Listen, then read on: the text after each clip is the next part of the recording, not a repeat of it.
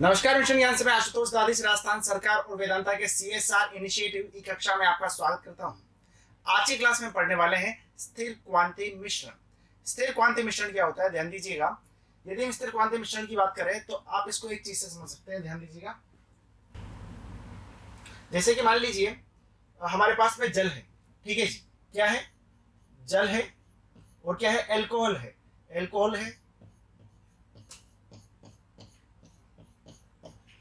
यदि हम बात करते हैं जल की, तो जल का जो क्वथनांक होता है, यानी कि जल कितने डिग्री सेंटीग्रेड पे उबलता है, तो आप बोलेंगे सर ये 100 डिग्री सेंटीग्रेड पर उबलता है। यानी कि ये क्या हो गया? इसका बॉइलिंग पॉइंट हो गया। यानी कि इसका बॉइलिंग पॉइंट हो गया। अच्छा जी, अब यदि मैं बात करता हूं कि एल्कोहल का जो क्वथनांक रहता है वो कितना रहता है, तो आप बोलेंगे सर ये 78.5 डिग्री सेल्सियस हो गया। यानी कि यदि बात की जाए जल के क्वथनांक की, तो वो कितना आता है? 100 डिग्री सेल्सियस आता है। और एल्कोहल का कितना आता है, तो आप बोलेंगे सर 78.5 डिग्री सेल्सियस आता है। अच्छा, क्वथनांक का मतलब क्या होता है? इसका मतलब ये है कि जो जल है वो 100 डिग्री सेल्सियस पे उबलने लग जाएगा। और 100 डिग्री सेल्सियस के बाद में जो जल द्रव अवस्था में था वो अब कौन सी अवस्था में चला जाएगा, तो आप बोलेंगे सर ये गैसीय अवस्था में चला जाएगा जब इसको उबाला जा रहा है। अच्छा जी, अब यदि अल्कोहल की बात करें तो अल्कोहल कितने पे यहाँ पे गैस अवस्था में चला जाएगा, तो आप बोलेंगे सर 78.5 डिग्री सेल्सियस पे गैसीय अवस्था में चला जाएगा। यदि हम यहाँ पे पहले इसको गर्म करते हैं और इसको अलग से गर्म करते हैं, दोनों को यदि मैं अलग अलग गर्म करता हूँ, यानी कि दोनों को अलग अलग यदि मैं गर्म करना स्टार्ट करता हूँ, तो आप बताओ मुझे सबसे पहले कौन गैस बनेगा। तो आप बोलेंगे कि सर जैसे ही मैं टेम्परेचर बढ़ा रहा हूँ, जैसे ही मैं दोनों के साथ में टेम्परेचर बढ़ा रहा हूँ, तो जो एल्कोहल है वो तो क्या कर रहा है यहाँ पे, वो तो जल्दी ही यहाँ पे उबल जाएगा। यानी कि जो एल्कोहल है वो तो जल्दी ही क्या होगा, यहाँ पे गैस अवस्था में परिवर्तित हो जाएगा। कौन से तापमान पर? तो आप बोलेंगे 78.5 डिग्री सेल्सियस पे यहाँ पे, ठीक है जी। अब यदि मैं बात करता हूँ यहाँ पे कि पहले तो एल्कोहल बदल रहा है किसमें? गैस में। अब कौन बदलेगा? तो आप बोलेंगे सर अब जल जो है वो गैस अवस्था में बदल जाएगा।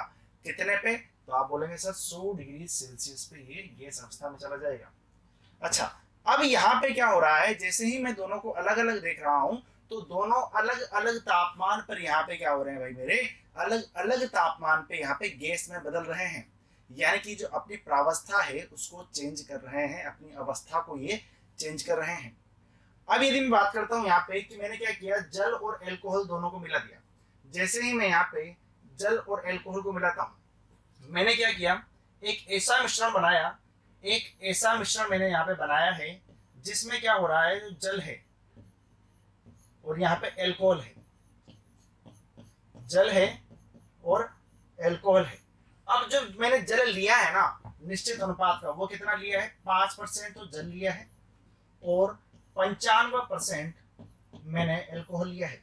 इसका मतलब ये हुआ कि सर हम कोई विलयन यहाँ पे बना रहे हैं, कोई विलयन जो बन रहा है उसमें क्या है भाई मेरे, 5% तो जल है और 95% उसमें भाई क्या है, यहाँ पे एल्कोहल है। कहने का तात्पर्य ये है कि सर यदि आपको 100 ml यहाँ पे सॉल्यूशन यानी कि विलयन बनाना है, तो आप क्या करेंगे, जो जल है यानी कि जो वाटर है और जो एल्कोहल है उनका जो यहाँ पे रेशियो रखेंगे वो कितना रखेंगे सर, 5 ml तो आप वाटर लीजिए और 95 ml आप एल्कोहल लीजिए। आई बात समझ में? यानी कि 5% तो क्या हो गया, वाटर हो गया, और 95% क्या हो गया भाई मेरे, यहाँ पे एल्कोहल हो गया। अच्छा जी, आगे बात समझ में? अब देखना, अब जैसे ही मैंने ये विलयन यहाँ पे बनाया, जैसे ही मैंने यहाँ पे ये विलयन बनाया, तो अब पता है इसका जो यहाँ पे तापमान होगा जिस पे ये विलयन उबल जाएगा, यानी कि जिस पे ये विलयन गैस अवस्था में बदल जाएगा, वो कितना आएगा? तो देखना भाई वो कितना आने वाला है, 78 डिग्री सेल्सियस, यानी कि 78 डिग्री सेल्सियस। यानी कि बात कही जा रही है कि सर जब दोनों इंडिविजुअल थे, दोनों अलग अलग थे, तब दोनों यहाँ पे अलग अलग तापमान पे गैस अवस्था में बदल रहे थे। लेकिन जैसे ही मैंने एक निश्चित अनुपात में, जैसे ही मैंने उनको एक निश्चित अनुपात में मिलाकर एक विलयन बनाया, तो वो क्या कर रहे हैं, वहां पे दोनों ही एक तापमान पर, एक निश्चित तापमान पर दोनों के दोनों गैस अवस्था में बदल जाएंगे। दोनों के दोनों कैसे? क्योंकि दोनों के दोनों को मैंने क्या कर दिया, वहां पे विलियन बना दिया, ठीक है। और वो जो विलियन बना है वो कितने डिग्री सेल्सियस पे यहाँ पे गैस अवस्था में बदल जाएगा? तो आप बोलेंगे 78 डिग्री सेल्सियस में ये क्या करेगा, गैस अवस्था में भाई मेरे बदल जाएगा। अब ये कहानी कैसे है, ध्यान से देखना, एक और चीज समझेंगे। यदि मैं बात करता हूं वाष्प दाब की, ठीक है जी, मान लीजिए ये जो है वो क्या है, वायुमंडलीय दाब है। ये क्या है, वायुमंडलीय दाब है। जो जल का वाष्प दाब है वो कहां पर है, जल का वाष्प दाब इस वाली जगह पर है। ये क्या है, जल का वाष्प दाब है, ठीक है जी। ये क्या होगा, जल का वाष्प दाब होगा। अच्छा जी, अब यदि मैं बात करता हूं कि जल का वाष्प दाब इस वाली जगह पर है, यदि जल के वाष्प दाब को वायुमंडलीय दाब के बराबर करना है तो आपको कितनी मेहनत करनी पड़ेगी? तो आप बोलेंगे सर जल के वाष्प दाब को यदि मुझे वायुमंडलीय दाब के बराबर करना है तो मैं एक काम करूंगा, इसको 100 डिग्री सेल्सियस तक इसको उबालूंगा। यानी कि 100 डिग्री सेल्सियस इस पे मेहनत करनी पड़ेगी, 100 डिग्री का तापमान इस पे देना पड़ेगा, तब जाकर के ये क्या बनेगा मेरे भाई, ये इसका जो दाब होगा वो कितना हो जाएगा, वायुमंडलीय दाब के बराबर हो जाएगा। अच्छा जी, अब दूसरी चीज क्या थी आपके पास में? तो आप बोलेंगे सर दूसरी हमारे पास में एल्कोहल थी। एल्कोहल जो रहेगा वो यहाँ पे रहेगा। अब यहाँ पे क्यों रहेगा, ध्यान से देखना, एल्कोहल कहाँ पे है, इस वाली जगह पे है। अच्छा, एल्कोहल का वाष्प दाब कहाँ पर है, यहाँ पर है। अब एल्कोहल के वाष्प दाब को वायुमंडलीय दाब के बराबर करने के लिए मुझे कितनी मेहनत करनी पड़ेगी? तो आप बोलेंगे सर इसके लिए आपको 78.5 डिग्री सेल्सियस इतनी मेहनत करनी पड़ेगी। यानी कि बात की जाए यहाँ पे तो जो जल है उसमें ज्यादा मेहनत लग रही है, लेकिन जो यहाँ पे एल्कोहल है उसमें क्या लग रही है, कम मेहनत लग रही है इसके वाष्प दाब को वायुमंडलीय दाब के बराबर करने में। अच्छा, अब जो मैंने विलियन बनाया था उसके बारे में बताओ। यानी कि जो अभी मैंने विलियन बनाया था ना उसके बारे में हम देखेंगे। तो यहाँ पे क्या है भाई मेरे, विलियन है, ठीक है जी, ये क्या है, विलियन है। अच्छा, विलियन की मैं बात करता हूं तो विलियन के वाष्प दाब को वायुमंडलीय दाब के बराबर करने के लिए कितनी मेहनत करनी पड़ रही है? तो आप बोलेंगे 78 डिग्री सेल्सियस यहाँ पे मेहनत करनी पड़ रही है। कहती बात समझ में आती है, पक्की बात है। अच्छा जी, आप एक बार फिर से समझिए क्या मैं आपको समझाना चाह रहा हूँ, बिल्कुल कॉन्सेप्चुअल चीज है, ठीक है, रटना नहीं है चीजों को, ठीक है। सबसे पहले मैंने क्या बताया, जल जो है उसका बॉइलिंग पॉइंट क्या है भाई मेरे, 100 डिग्री सेल्सियस। अच्छा, एल्कोहल का कितना है? तो आप बोलेंगे सर एल्कोहल का 78.5 डिग्री सेल्सियस। यदि मैं दोनों को मिला देता हूं तो वहां पे इसका क्वथनांक आने वाला है वो कितना आएगा, 78 डिग्री सेल्सियस। तो आप यहाँ पे एक बात देख रहे होंगे कि जो विलियन का क्वथनांक आया है वो इन दोनों से कम आया है। यानी कि इससे कम कौन है, ये इससे भी कम आया है। यानी कि दोनों को अलग अलग हम देखते हैं तो दोनों के अलग अलग क्वथनांक से भी ये क्या आया है, यहाँ पे कम आया है। अच्छा जी, अब ये कैसे आया देखना भाई, क्योंकि जल के जो वाष्प दाब है उसको वायुमंडलीय दाब के बराबर करने में मुझे क्या करना पड़ रहा है, 100 डिग्री सेल्सियस यहाँ पे मेहनत करनी पड़ रही है। इसको 78.5 डिग्री सेल्सियस, इसको 78 डिग्री सेल्सियस, यानी कि सबसे कम क्या आ गया भाई, यहाँ पे इस वाली जगह पे आ गया।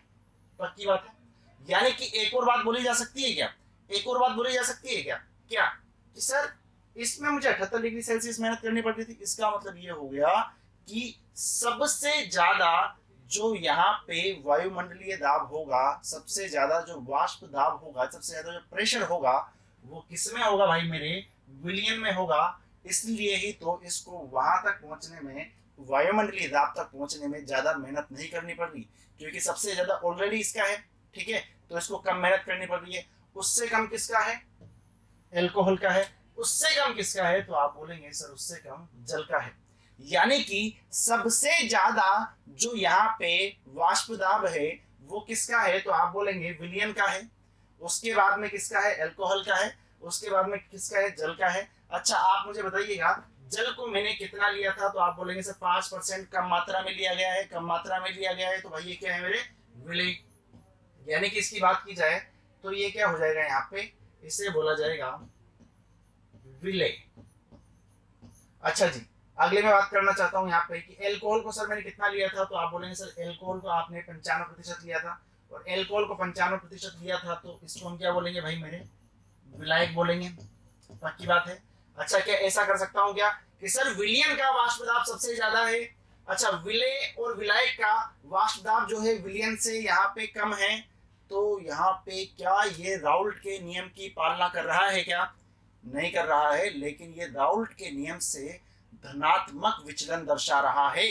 धनात्मक विचलन दर्शाने में हमने क्या पढ़ा था, राउल्ट के नियम में पढ़ा गया था कि जो विलयन यहाँ पे बनता है उसका जो वाष्प दाब है वो क्या हो जाता है भाई मेरे, विलेय और विलायक के वाष्प दाब से ज्यादा हो जाता है। फिर से बता रहा हूं आपको, राउल्ट के नियम के अनुसार जो अनादर्श विलयन होते हैं, जो धनात्मक विचलन दर्शाते हैं, वो क्या होता है, ध्यान दीजिएगा, जो विलयन होता है उसका जो वाष्प दाब होता है वो विलेय और विलायक से ज्यादा होता है। फिर से देखना, विलियन का वाष्प दाब विलेय और विलायक से ज्यादा होता है। राउल्ट के नियम से धनात्मक विचलन प्रदर्शित कर रहा है।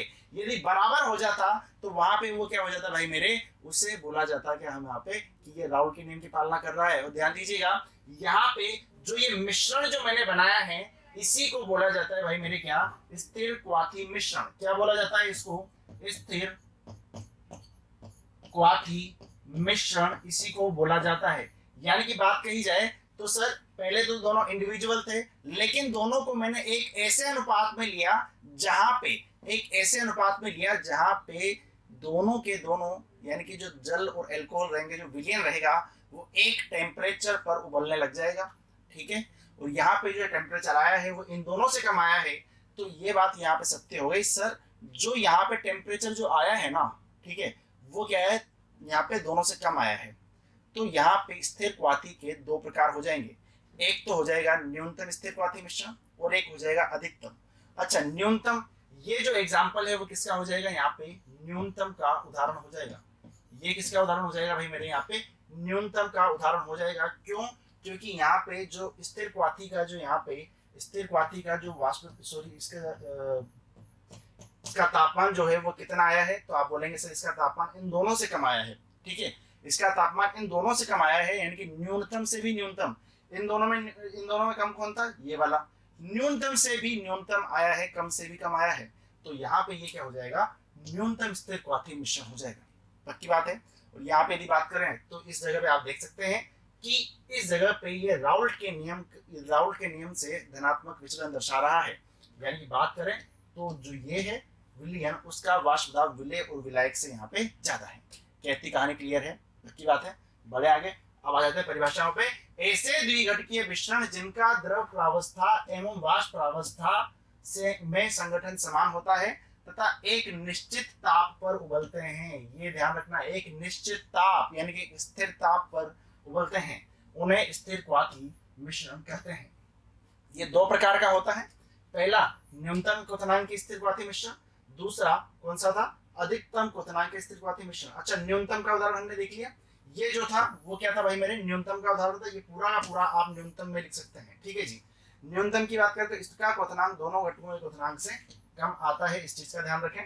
ये राउल्ट के नियम से धनात्मक विचलन दर्शाता है। क्यों दर्शाता है, क्योंकि हमने देखा था अभी थोड़ी देर पहले कि जो यहाँ पे विलयन का वाष्प दाब है, देख लो विलयन का वाष्प दाब ज्यादा है कि नहीं, जल का तो यही रह गया, अल्कोहल का यहाँ पे आ गया, विलयन का वहां पर है, तो विलयन का वाष्प दाब क्या है, सबसे ज्यादा है, इसलिए वह राउल्ट के नियम से धनात्मक विचलन प्रदर्शित कर रहा है। इतनी बात क्लियर है, पक्की बात है। बड़े आगे चलो जी, इसका एग्जांपल भी दिया हुआ है यहाँ पे, एथेनॉल प्लस CaCl3 आप देख सकते हैं, जल प्लस अल्कोहल भी आप देख सकते हैं। ठीक है जी। अच्छा जी, ये देखो, ये वाला ही मैंने एग्जांपल बताया आपको, कितना एथिल अल्कोहल का कितना है 78.5 डिग्री।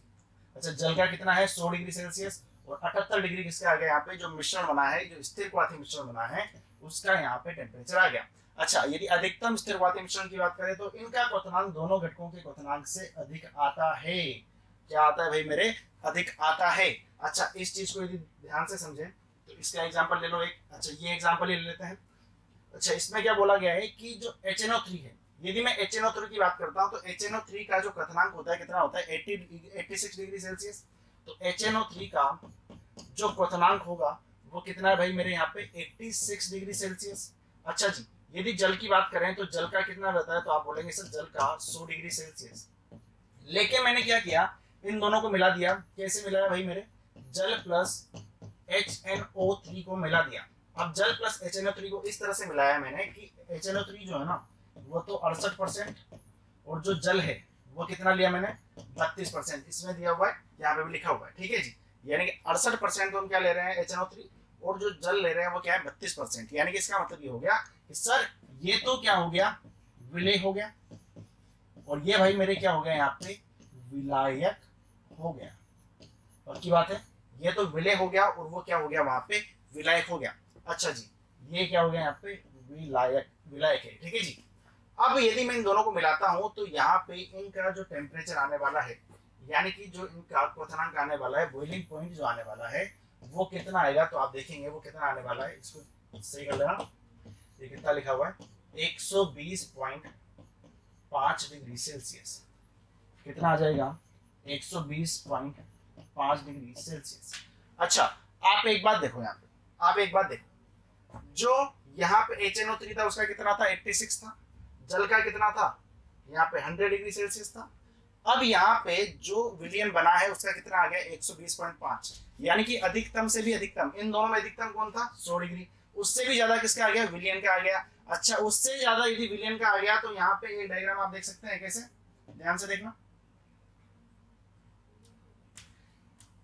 ये वायुमंडलीय दाब है, यानी कि ये क्या है वायु मंडलीय दाब है। अच्छा जी, अब यदि मैं बात करता हूं यहाँ पे जल की, तो जल के लिए कितनी मेहनत करनी पड़ेगी, तो आप बोलेंगे 100 डिग्री सेल्सियस। तो जल यहाँ पर है, जल कहाँ पर है यहाँ पर है, इसको मेहनत करनी पड़ेगी कितनी 100 डिग्री सेल्सियस की। अच्छा HNO3 की बात करें तो HNO3 कितनी करनी पड़ेगी 86 डिग्री सेल्सियस की।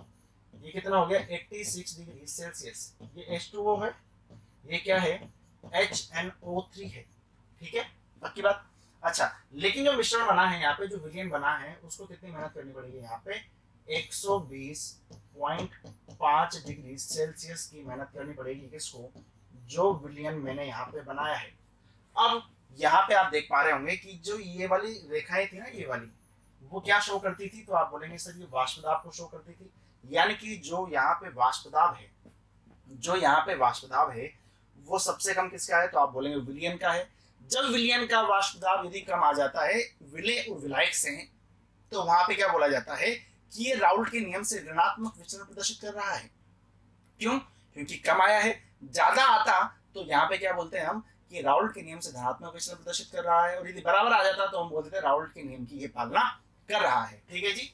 तो ये वाली चीज मैंने आपको आराम से समझा दी थी, बढ़िया वाली ये, ठीक है जी। तो इसके आधार पे आप इसको भी समझ लेना, ठीक है। बाकी मैंने आपको पूरा प्रयास किया है ये वाली पूरी चीज समझाने में, सेम है कुछ भी नहीं है। जल का ये था इसे HNO3 का ये होगा, और यहाँ पे जब पहले आता था क्या आ जाएगा नीचे आ जाएगा, ठीक है। क्योंकि यहाँ पे 100 डिग्री सेल्सियस यहाँ पे मेहनत करनी पड़ रही है, 86 डिग्री यहाँ पे, तो 120 डिग्री तो दोस्त नीचे जाएगा, ठीक है। तो 120.5, ठीक है 120 भी नहीं 120.5 डिग्री सेल्सियस, तो यहाँ से इतनी मेहनत करनी पड़ेगी, इतना इसको टेम्परेचर देना पड़ेगा, तब जाकर के इसका काम बनेगा कि ये वायुमंडलीय दाब के बराबर इसका वाष्प दाब हो जाए, ठीक है। यदि हम बात करते हैं यहाँ पे, तो ये एग्जाम्पल हो गया इसका, ठीक है। तो आप देख लीजिएगा जब भी आपके एग्जाम में क्वेश्चन आता है तो देखना भाई अधिकतम स्थिर क्वांतीय मिश्रण क्या होता है, अधिकतम क्वथनांक स्थिर क्वांतीय मिश्रण क्या होगा। इनका क्वथनांक दोनों घटकों में क्वथनांक से क्या आ रहा है मेरे अधिक आ रहा है, और राउल्ट के नियम से क्या कर रहे हैं ऋणात्मक विचलन प्रदर्शित कर रहे हैं। यानी कि वाष्प दाब जो है क्या आना चाहिए, कम आना चाहिए, किससे है विलय और विलायक से। कहती बात क्लियर है, पक्की बात है। तो ये था किसके बारे में, स्थिर क्वांतीय मिश्रण के बारे में। एग्जाम में क्वेश्चन आते रहते हैं, आपसे ये पूछ लिया जाए स्थिर क्वांतीय मिश्रण क्या होता है, कितने प्रकार का होता है, तो आपको ये पूरा का पूरा समझाना है, ठीक है। और ये एग्जाम्पल आप इस तरह से लिखेंगे जो आपके सामने लिखा हुआ है, ठीक है। चलो जी, अब मिलते हैं अगली क्लास में जुड़े रहिए मिशन ज्ञान के साथ में। धन्यवाद।